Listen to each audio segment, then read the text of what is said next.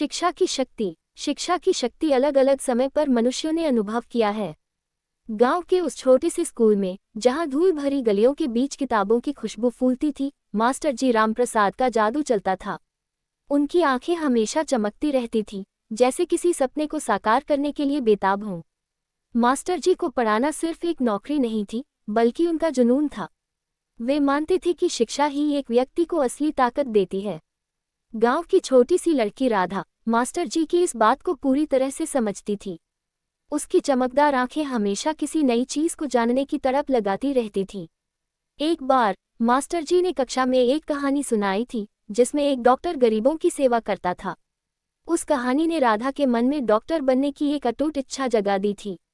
राधा की चाह। मास्टर जी, मैं बड़ी होकर डॉक्टर बनना चाहती हूँ, राधा ने एक दिन मास्टर जी से कहा। मास्टर जी मुस्कुराए और बोले, तुम बहुत होशियार हो राधा, तुम्हारा सपना जरूर पूरा होगा। लेकिन राधा का परिवार बहुत गरीब था। उसके माता पिता खेती करते थे और उनके पास राधा की पढ़ाई का खर्च उठाने के लिए पैसे नहीं थे। राधा की माँ अक्सर उसे समझाती थी, बेटी, तुम्हें पढ़ाई छोड़कर घर के काम में हाथ बटाना चाहिए। समस्या राधा की। राधा बहुत दुखी हुई। उसने मास्टर जी से अपनी समस्या बताई।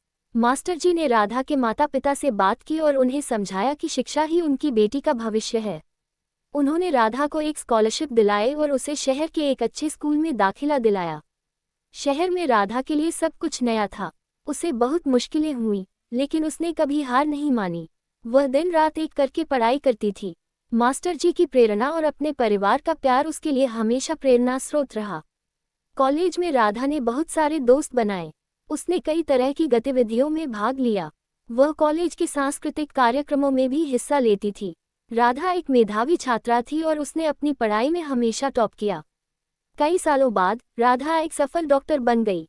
उसने अपने गांव में एक छोटा सा क्लिनिक खोला और गरीब लोगों का मुफ्त में इलाज करने लगी।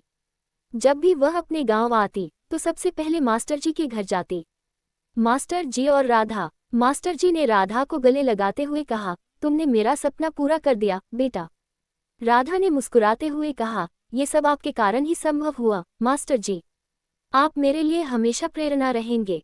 राधा के क्लिनिक में हर दिन कई मरीज आते थे। एक बार एक छोटी बच्ची बीमार हो गई थी। उसके माता पिता बहुत परेशान थे। राधा ने बच्ची का इलाज किया और उसे ठीक कर दिया। बच्ची के माता पिता बहुत खुश हुए और उन्होंने राधा को धन्यवाद दिया। उसने लोगों की सेवा करके बहुत संतुष्टि महसूस की। राधा का क्लिनिक और गांव का बदलाव। क्लिनिक गांव के लोगों के लिए एक आशीर्वाद बन गया था। वह न केवल बीमारों का इलाज करती थी, बल्कि लोगों को स्वच्छता और पोषण के बारे में भी जागरूक करती थी। उसने गांव में कई स्वास्थ्य शिविर आयोजित किए, जिनमें लोगों को मुफ्त दवाएं और जांचें